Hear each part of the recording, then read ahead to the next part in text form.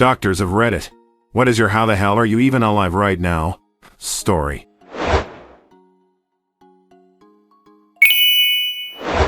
When I was in trauma surgery in upstate by, got a notification about a man who was shot 3 times in the head. He comes in, literally one eye hanging out of the socket, blood everywhere, and he is slumped forward. Apparently he was shot in the temple, exited out his right eye socket, in the nose exited from the roof of the mouth, and in the cheek one with exit from the side of the head. At this point I am thinking they just brought him in so we can pronounce him in the ER because he looked dead. I go to examine him and tilt his head back, and he says, "Yo, be gentle." I jump back and scream like a little boy, as did everyone in the room. Literally the bullets missed his brain in every single shot.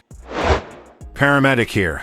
I ran a call on a guy that was ejected out of a late 80s Mustang. The guy said the car rolled 2 times before pitching him out of the driver's side window. He said he landed on his head and the 7-inch scalp avulsion seemed to corroborate his story. The car was completely crushed and sitting on its top. The guy wanted to refuse treatment and transport. GCS-15 and never lost consciousness. I insisted though that he be seen at the ER. He rode the whole way texting people. When I told him that he should not be alive, he said, "Yeah, I got a hard nugget." We have a patient we see at our hospital monthly. Young guy, early 20s. Absolute turd to take care of. He has diabetes and essentially refuses to take his insulin. He comes in every time with diabetic ketoacidosis, which is essentially your body going into a coma-like state due to your blood pH becoming acidotic and very elevated sugars. The impressive part isn't that he survives this.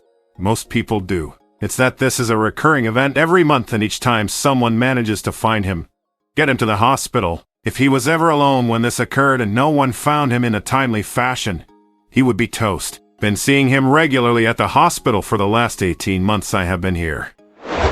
My friend's father is an orthopedic surgeon, and he told us a story that once a boyfriend and girlfriend came in because they tried an in-home abortion. By running her pelvis over with a car, abortion worked, but I hope they actually never reproduce. I am not a doctor, but I was EMS for a few years, and one day we came up on an accident on the highway involving a motorcyclist and a minivan. Usually that is not good at all. It's always a mess. We get there and find out he hit the minivan at 80 mph while it was stopped on the side of the road and flew through the back window, through to the front, and survived without a scratch on him. No broken bone, no AMS, altered mental status. Aka Blunt had trauma. He even got himself out the van and asked if the people inside were okay. He was wearing a helmet, and I think that saved his life. Blew my fucking mind. Not a doc, but I am a paramedic. I had a patient shot 6 times in the chest with a 9mm point-blank range. Homie was still yelling at the other dude now in custody, how he was gonna get out of the hospital and find him. I was pretty dumbfounded at how lucky this bastard was, considering most people don't yell after 6 shots in the chest. My first day as an EMT, I had 6 calls. The 5th was a really old woman who had knocked on her head by falling in the bathroom. When we arrived, she was able to respond to us. Her sister handed me a stuffed wolf and said, "Make sure she gets this." When we dropped her off at the hospital, they had to immediately call the stroke team. I watched her die, and I never got a chance to give her the wolf.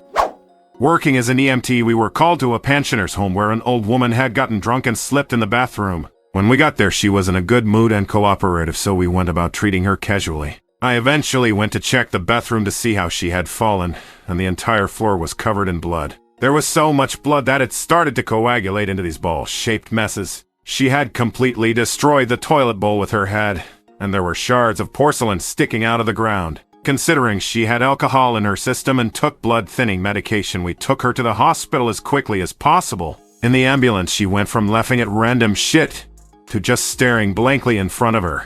Thought she was going to die any second. Not sure what happened to her. I had this patient before medical school when I was an EMT, and he still sticks with me. 20-something-year-old male. Motorcycle versus SUV.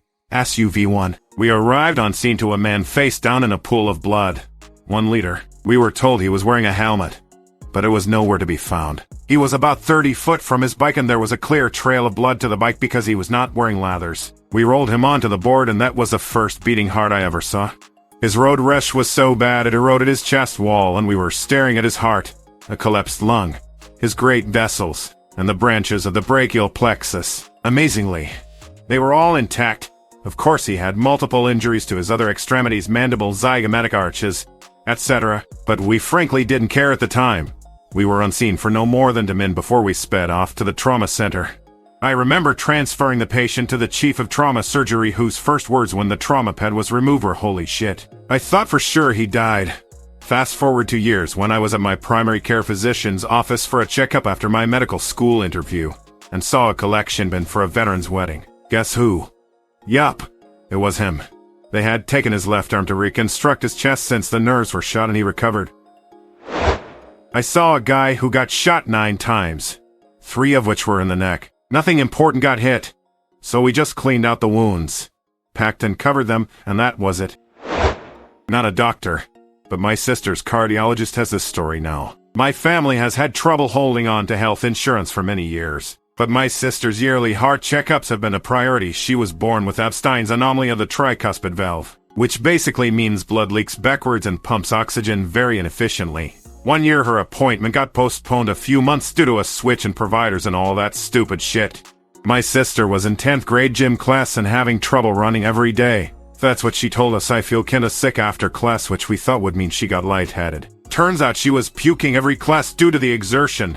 My parents immediately decided that checking up on her heart would be the best decision, and thank God they did. Her cardiologist said her heart was the size of a small watermelon, and it was an absolute wonder she was only puking and not passing out or literally dropping dead if she was running a mile in less than 30 minutes. And I think her mile was under 15. He said it was one of the most advanced states of Epstein's he would seen, if not the worst currently unoperated case in the country, US. Basically, she had to have an emergency open heart surgery, cone procedure, and bidirectional gland at Boston Children's. And now, for years later, she is still on medication and is looking to get a pacemaker. Unbelievably, the asshole gym teacher still gave her a B- final grade. One time I had a patient who was walking in the street, got hit by a car, thrown into oncoming traffic, bounced off another car, and then got pinned under a third, or so the EMS report said. He had a dislocated shoulder and a non-displaced femur fracture. He was on cocaine, which probably explained how he was able to scream at the trauma team to leave him alone. I work with a dude that has a family history of heart disease. Not many males in his immediate family branch reach past the age of 60. This man only has one vice: food. I have seen him in action. At one point his caloric intake was over 10,000 calories a day. It's almost obscene of how many burger meals and giant tubs of soda he puts away in a day. I don't know the count, but when he does need to see a doctor, they always marvel of how he is a pride and not dad with his blood pressure so high. He has been told more than once that he should be dead. At it, even more surprising, he is not obese. He is pudgy and has that dead belly, but not enormous. He is certainly a wonder. Not a doctor, but when I was 18. My mom was at a stoplight when she was rear-ended by a diesel truck going 60. Her back was broken and her brain was bleeding. At the hospital, her kidneys started to fail. She had internal bleeding, and her blood pressure was in the 20s. The doctor told us these facts and told us to say goodbye. A priest was there and offered her last rites. The next day she was stabilized, and I can remember the doctor looking at her like, what the fuck? Do I need to say not a doctor at this point? I feel like it's a given. When I was in 9th grade, a friend of mine got into a car wreck. It was a car full of teens in the middle of the day. There were no injuries, but one of the parents insisted that all of them go to the doctor and get x-rays. Mind you, these are lower-class people in a podunk town in the podunk state of Kansas. So the fact that someone felt strongly about this and they all took it seriously is a miracle in itself.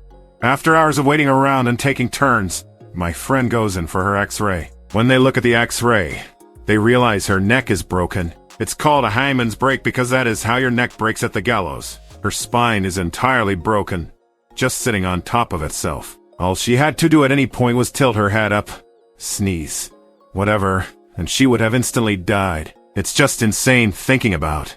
They put her in a halo, think Gretchen Whiners, and she healed and was fine.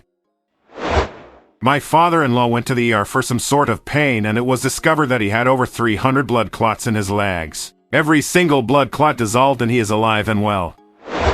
Bit 7 times by a brown recluse spider when I was 5. Don't even have scars. Doctor said by the 3rd bite I should have been in convulsions. I just remember they itched a lot. Found Spider-Man. Thanks for watching. Share your story in a comment.